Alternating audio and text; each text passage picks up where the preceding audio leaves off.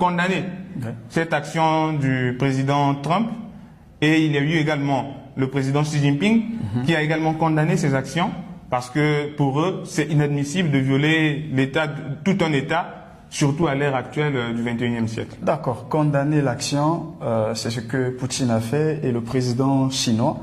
Monsieur Cephas, en vue de tout ce qui se passe dans le monde, sommes-nous en train de fouler au pied le droit international pour revenir à la loi du plus fort? Là, c'est une bonne question, une très bonne question d'ailleurs. Selon moi, le droit international n'a été que favorisé par les plus grands au malheur des plus faibles. Surtout en Afrique. Surtout en Afrique, d'ailleurs. Surtout en Afrique. Parce que nous voyons la situation qui se passe à l'est de la RDC, aux yeux de tout le monde d'ailleurs. Nous voyons la situation partout dans le monde. Parce que depuis toujours, depuis même la création de l'ONU en 1945 jusqu'à nos jours, nous comptons plus d'une dizaine de guerres. Et il ne se passe 2 ans sans avoir une guerre dans le monde.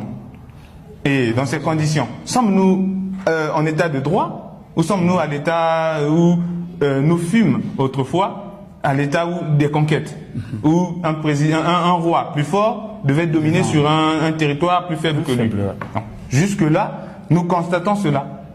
Et je salue d'ailleurs la sagesse du président burkinabé, Ibrahim Traoré, qui, quelques jours avant, sortait sur une déclaration, un discours national, et il parlait de l'hiver noir. Il parlait de l'hiver noir en disant que dans ce monde actuel, eh bien, les faibles vont disparaître. Une déclaration d'ailleurs glaçante, très glaçante. Parce que quand il le dit que les faibles doivent disparaître, soit on est fort, soit on est faible et on disparaît. Et cela est resté certainement comme un discours, mais après quelques jours, nous voyons ce qui s'est passé au Venezuela. Quand on est faible, un plus fort que soi vous domine, vous dicte ce qu'il faut faire. Ok, quand on est faible, un plus fort que soi vous dicte ce qu'il faut faire. Dernière question, monsieur Cephas. Alors, est-ce que la situation du Venezuela rappelle-t-elle certaines réalités africaines? Bien que vous l'avez déjà parlé, mais est-ce que vous pouvez encore mettre un peu de la sauce au-dessus? Justement, la situation au Venezuela, c'est pratiquement la même situation qu'en Afrique. Et en ce sens que, je ne vous l'ai pas dit d'ailleurs, juste après que le président vénézuélien a été kidnappé par les forces américaines, le président américain Donald Trump a posté une image de ce président avec les yeux bandés, comme nous pouvons voir en image, les mains menottées, et il était traîné par des simples soldats. En dehors de cela, il fait une déclaration sur les réseaux pour dire que si les présidents de la Colombie et de la République de Cuba ne font pas attention, ils seront les prochains sur la liste. Et on voit juste un système que l'on peut reconnaître sur l'Afrique. Donc c'est de l'impérialisme, c'est de la colonisation en quelque sorte, quoique elle a été abolie, mais on est toujours dans ce système que les révolutionnaires africains, les révolutionnaires américains ont toujours tenté d'éradiquer. Mais malheureusement, leurs tentatives ont toujours échoué, soit par assassinat, soit par des situations douloureuses, des guerres civiles, quelquefois. Donc, on peut dire tout simplement que ce qui se passe au Venezuela, c'est totalement la même chose qui se passe en Afrique. Ce qui se passe au Venezuela, c'est ce qui se passe en Afrique. Merci beaucoup, monsieur Cephas Ngakana, pour cet éclairage riche et sans complaisance. Ce que nous retenons ce soir, c'est que la situation du Venezuela dépasse largement la personne de Nicolás Maduro.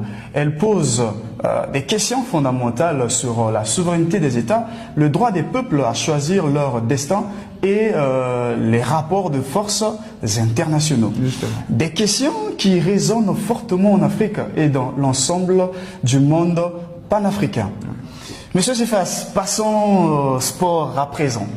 La CAN se poursuit et hier soir, une rencontre remplie d'émotions était d'affiche le match qui a opposé le Cameroun à l'Afrique du Sud.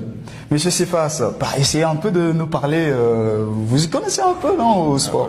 Oui, un peu. Le match du Cameroun contre l'Afrique du Sud, je l'ai d'ailleurs suivi.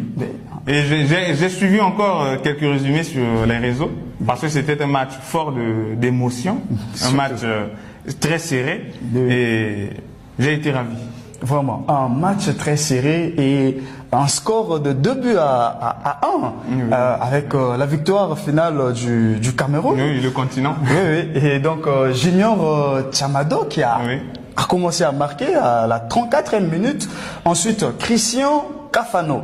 Kofana, si je me trompe bien. À la 47e minute. Et dites-moi un peu, vous avez vu la célébration du quart de Christian? Justement.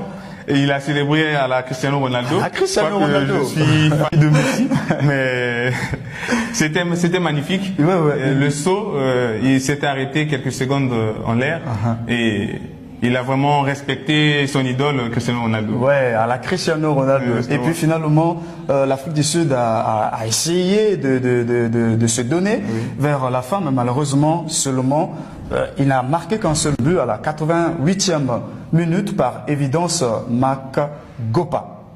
Alors, Cameroun-Maroc au quart de finale. Monsieur Cephas, quel match! Cameroun-Maroc. Quel match, oui.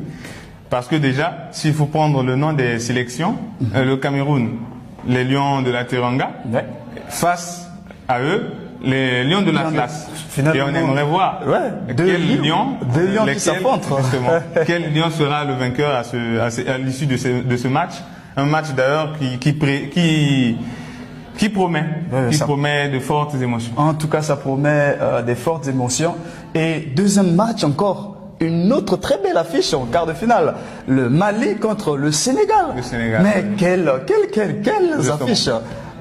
Je puis dire que la CAN 2025 serait la meilleure CAN de l'histoire, parce que niveau jeu, niveau des matchs, on ne peut pas comparer. Justement, on ne peut pas comparer. Vraiment des très belles affiches, des très beaux matchs, et vraiment ça fait du bien à suivre.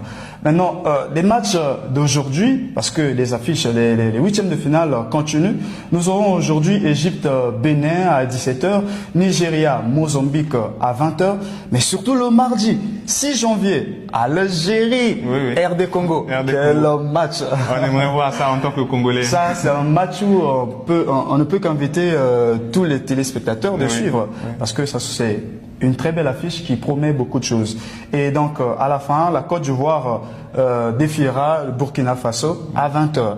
Donc, ce sont donc là les 4 matchs qui nous restent pour finalement avoir tout en place pour le quart de finale. Merci à vous, chers téléspectateurs.